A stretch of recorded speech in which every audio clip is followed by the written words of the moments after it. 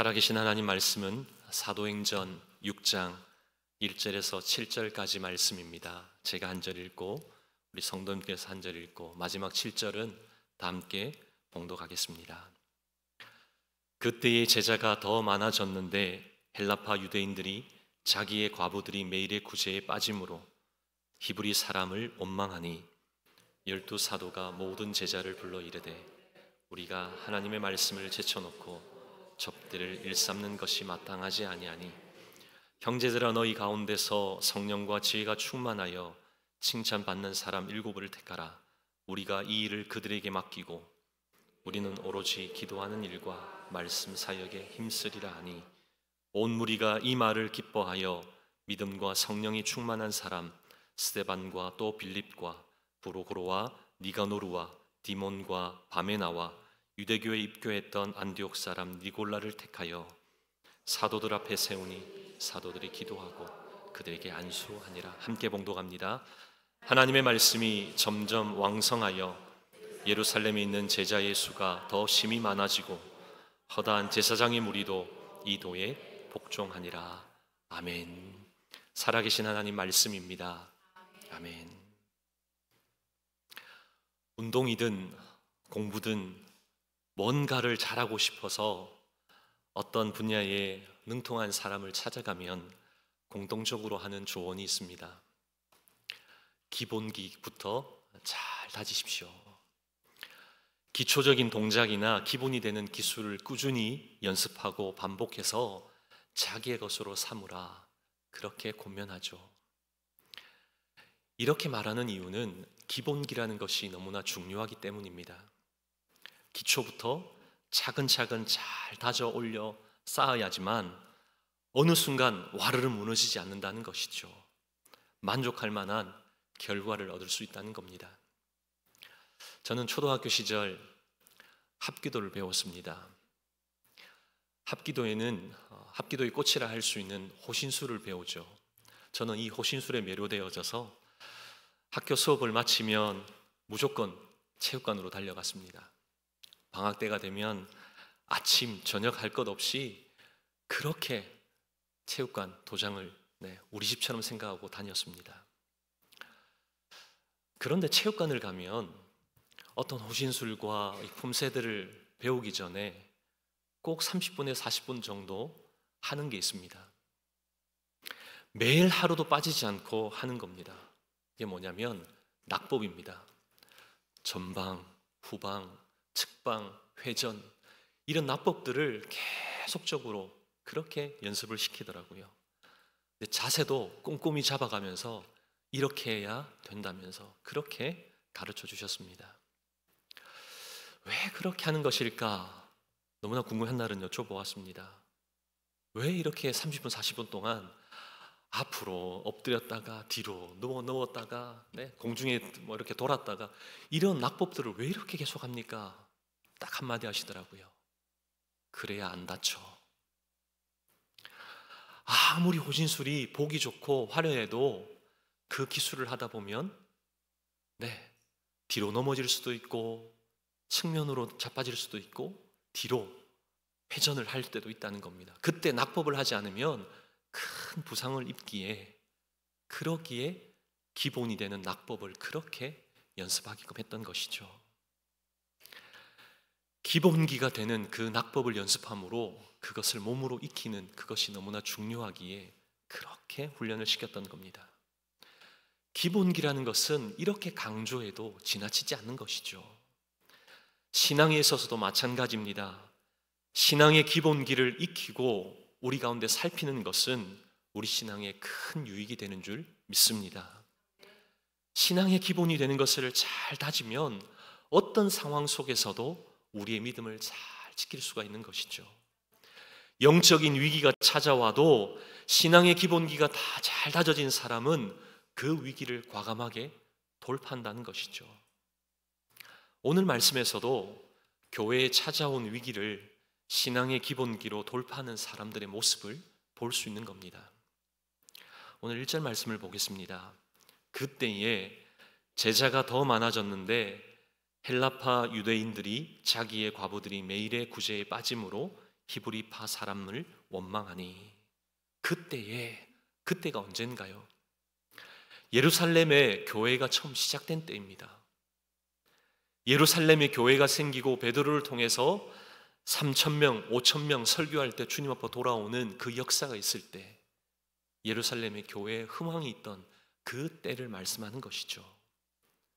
그런데 그때에 예루살렘 교회 가운데 두 그룹이 나눠졌다는 겁니다. 한 그룹은 원래 예루살렘에 살던 유대인인 히브리파 사람들이었고요. 또 한 그룹은 다른 나라에서 태어났든지 아니면 다른 나라에 이민 갔다가 다시금 돌아온 헬라파 사람들입니다. 오늘날로 말하면 1세인 히브리파 사람들과 1.5세인 헬라파 사람들이 그렇게 섞여서 신앙생활을 했다는 겁니다. 우리 이민교회와 너무나 유사하죠. 하지만 다른 점이 있습니다. 그 당시 교회에는 과부들이 많았다는 겁니다. 과부들이 많아지자 예루살렘 교회가 어떻게 했다라고 말씀하죠? 그 과부들을 도와주기 시작했다는 겁니다. 그런데 여기에서 갈등이 빚어졌던 것이죠. 1세 과부들은 구제 리스트에 꼭꼭 들어가는 반면 1.5세의 과부들은 자꾸만 명단에서 누락되는 겁니다. 빠지는 겁니다. 이걸 참고 참다가 1.5세들이 이제 1세들에게 원망하기 시작했던 겁니다. 그 본문의 배경인 것이죠. 이렇게 교회 안에 갈등이 일어났던 것이죠. 부흥하던 교회에 위기가 찾아왔던 겁니다. 오늘 말씀을 가만히 읽어보면 이런 영적인 위기가 찾아올 때 사도들이 어떤 모습을 취했는지 우리에게 정확하게 말씀하여 준다는 겁니다. 사도들이 어떻게 행동했습니까? 어떤 모습으로 사도들은 이 위기를 해결하고 극복해 나갔던 겁니까? 두 가지 모습으로 극복했던 것이죠. 두 가지 영적인 힘으로 이겨내고 돌파했던 겁니다. 첫째는 하나님의 메시지에 집중했다는 것이죠. 하나님의 메시지에 집중함으로 이 위기를 돌파했다는 겁니다. 대부분 교회 안에 갈등이 생기면 어떻게 하죠? 어떻게 하면 이 갈등을, 이 위기를 해결할 수 있을까? 해결 방법을 찾기에 바쁩니다. 1세와 1.5세 그 대표들을 만나서 오해를 풀면 좋을까? 그리고 나서 사람들에게 막 이런 표현들을 하죠. 정신없이 하다 보니 실수했다고, 일부러 그렇게 리스트에 빼려고 했던 거 아니라고, 이런저런 설명들도 할 수 있을 겁니다. 오해인이 1세와 1.5세들이 함께 모여서 우리 함께 잘 풀어내면 좋겠다라고 그렇게 설득하기도 할 겁니다. 내 말씀을 잘 보시면 사도들의 반응, 모습은 달랐다는 겁니다. 사도들이 어떻게 했습니까? 뭐라고 말하죠? 오늘 2절 말씀을 보겠습니다. 12사도가 모든 제자를 불러 이르되 우리가 하나님의 말씀을 제쳐놓고 접대를 일삼는 것이 마땅하지 아니하니. 말씀을 제쳐놓는 것과 교회의 갈등이 일어난 것 무슨 상관이 있습니까? 무슨 관련이 있죠? 결과만 놓고 보면 이해가 안 되는 말씀입니다. 그런데 원인을 고려해서 보면 전곡을 찌르는 말씀이라는 것이죠. 이 사도들은 결과가 아닌 이 일이 왜 일어났는지 그 원인에 집중했기에 지금의 이러한 일들은 하나님이 우리에게 주시는 사인이구나, 다시 말씀으로, 다시 기도로 돌아가야 되는 그런 사인으로 그들은 받아들였다는 겁니다. 저와 여러분은 어떤가요? 위기 상황이 펼쳐질 때 여러분은 결과를 보십니까? 아니면 하나님의 메시지를 보십니까? 사도들은 갈등에 집중하지 않았다는 겁니다. 그 속에 담겨있는 하나님의 메시지를 보았다는 것이죠. 우리에게는 어떤 상황이 일어날 때 우리가 그 상황을 보는 데는 두 가지 시선이 있다는 겁니다. 하나는 합리적인 시선이 있고 또 다른 하나는 영적인 시선이 있습니다. 합리적이다라는 이 말이 무슨 말이죠? 문제의 팩트를 정확하게 파악한다는 뜻입니다. 결과를 따져본다는 것이죠. 하지만 여러분, 이렇게 합리적으로 보면 어떨 것 같습니까? 결과 자체를 정확하게 보게 되기에 대응할 때도 정확하게 할 수 있겠다, 아마 그런 생각이 드실 겁니다. 그런데 어떻게 되는 줄 아십니까? 정확하게 합니다. 그런데 자기중심적으로 정확하게 한다는 겁니다. 왜 그렇죠? 합리적이다라는 이 말에는, 그 이면에는 자기 눈에 보기에 그렇다라는 그 생각이 깔려있기 때문인 것이죠. 그러기에 해결 방법도 자신의 방법, 인간적인 방법으로 해결하게 된다는 겁니다. 하지만 영적이라는 것은 무슨 말입니까? 팩트가 아니라 팩트의 원인을 먼저 보는 것이죠. 상황 자체를 보는 게 아니라 상황을 주신 하나님을 바라보는 겁니다. 문제의 결과가 아니라 그 원인을 보는 것이죠. 이것을 하나님이 왜 우리에게 주셨을까? 하나님이 이 일을 통해 나에게 무엇을 말씀하시고자 하는 것일까? 그것을 본다는 겁니다. 그러기에 해결도 하나님 방법으로 하게 된다는 것이죠. 사도들이 취했던 모습도 동일한 겁니다. 합리적인 시선이 아니라 영적인, 하나님을 보는, 하나님 메시지를 바라보는 영적인 안목으로 그 모든 것들을 감당했다는 것이죠. 어떤 책을 보니까 광야를 이렇게 묘사했더라고요. 광야라는 단어가 보통은 고난이나 위기로 표현되지만 원어의 의미를 보면 그 의미가 달라집니다. 광야라는 단어는 히브리어로 다바르, 말하다 이런 뜻입니다. 그러기에 광야는 하나님이 말씀하시는 곳입니다. 이렇게 표현했더라고요. 여러분 어떻게 생각하십니까? 저는 이 표현에 절로 고개가 숙여지더라고요. 광야와 말하는 것 무슨 상관이 있겠나 그런 생각이 들지만 광야는 하나님이 말씀하시는 곳입니다. 하나님의 말씀이 있는 곳, 하나님을 더 가까이 마주할 수 있는 곳이 광야입니다. 참 놀랍지 않습니까? 여러분 한번 생각해 보세요. 여러분은 어떤 자리에서 하나님께 더 집중하고 하나님과 더 마주했습니까? 여러분 평탄할 때입니까? 아니면 힘들고 어려운 그 시기입니까? 하나님께 더 가까이 나아갔던 때는 아마 평탄한 시간이 아니라 신앙의 어려움이 있고 위기가 있었던 때인 것이죠. 광야의 시간에 하나님 말씀이 더 잘 눈에 들어왔지는 않았습니까? 사랑하는 저와 여러분, 지금 우리의 상황이 힘들고 관계에 어려움이 있고 신앙에 문제가 있다면, 우리 사역에 있어서 그런 삐걱거림이 있다고 한다면 그것을 느낀다고 할 때 우리는 상황이 아닌, 결과가 아닌 하나님 바라보는, 하나님 메시지에 집중할 수 있는 저와 여러분 되기를 축복합니다. 그 상황 속에 하나님이 내게 주시는 그 놀라운 메시지가 무엇인가, 그 메시지를 통해 더욱더 견고히 세워지는 믿음의 공동체 되기를 바랍니다. 둘째로 영적인 기본으로 돌아갔다는 것이죠. 사도들은 교회의 그런 위기들을 극복함에 있어서 영적인 기본인 기도와 말씀으로 다시금 돌아갔다는 겁니다. 영적인 기본으로 돌아갈 때 우리에게는 놀라운 역사가 일어날 줄 믿습니다. 오늘 말씀을 보면 사도들에게 영적인 위기가 생긴 그 원인을 말씀하죠.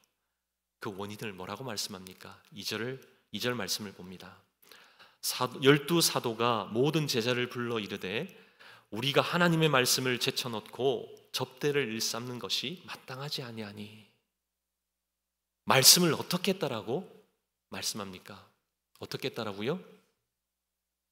잠깐 내려놓은 게 아니라 말씀을 어떻게 했다고요? 제쳐놓았다는 겁니다. 말씀을 제쳐놓았다는 것이 어떤 의미죠? 다른 일로 몹시도 바빴다, 그런 의미로 우리가 해석해 볼 수 있죠.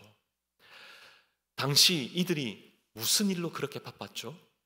구제하는 일로 바빴습니다. 여러분, 구제라는 것이 좋은 겁니까? 나쁜 겁니까? 좋은 거죠. 당연히 해야 되는 겁니다. 그런데 여러분 잘 기억하셔야 하는 것은 절대로 제쳐놓아서는 안 될 일을 제쳐두고 그것 하면 그 순간 문제가 발생한다는 겁니다. 구제를 말씀의 자리에 대치시켜 버렸다는 겁니다. 말씀을 제쳐두어서는 안 됨에도 불구하고 말씀의 자리에 구제를 넣고 그것만을 했다는 것이죠. 원래 초대교회의 사도들과 제자들은 그렇게 하지 않았죠. 그들은 말씀과 기도가 항상 그들의 기본이었습니다. 근데 변화가 있었죠. 베드로를 통해서 예수 믿는 수가 급격히 늘어났습니다. 그러다 보니 교회가 어떻게 됐을까요? 할 일이 너무나 바빠졌던 것이죠. 본래 사도행전 3장을 보면 그들은 굿시 기도 시간이 되면 베드로와 요한이 성전에 올라갔다, 그런 기록을 통해서 그렇게 확장되기 전에는 그들이 행해야 될 말씀과 기도 생활이 끊임없이 있었다는 것이죠.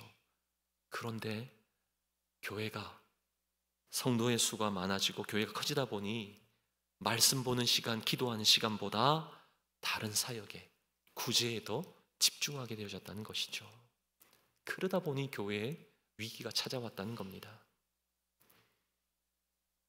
이처럼 위기라는 것은 말씀을 통해 공급받는 영적인 힘보다 우리의 열심이 앞설 때 찾아온다는 겁니다. 우리에게 들어오는 말씀보다 우리의 행동이 앞서면 번아웃됩니다. 하나님과의 관계 이상으로 무언가 하려고 하면 지치게 되는 것이죠. 영적 위기도 찾아온다는 겁니다. 잊지 마십시오. 하나님의 은혜가 우리 가운데 머무는 만큼 그 힘 가지고 감당하는 저와 여러분 되기를 간절히 소망합니다. 우리가 어떻게 해야 하나요? 4절 말씀 보겠습니다. 4절입니다. 우리는 오로지 기도하는 일과 말씀 사역에 힘쓰리라 하니. 다시금 기도와 말씀의 자리로 사도들은 돌아가기를 원했다는 것이죠. 자신의 그 신앙의 기본기를 다시금 다졌다는 겁니다. 갈등이 생기자 기도와 말씀이구나, 제자리로 돌아왔다는 겁니다. 여러분, 이게 왜 중요한 줄 아십니까? 여러분 그냥 가만히 있으면 여러분 신앙이 원상복귀될 것 같다고 생각하십니까? 아닙니다. 하나님과의 관계가 회복되지 않는 한 그 어떤 것도 해결할 수 없는 겁니다. 하나님이 우리를 만드실 때 창세기 2장에 보면 하나님이 영을 우리에게 주셨죠. 영을 주신 이유는 하나님과 교제하기 위함입니다.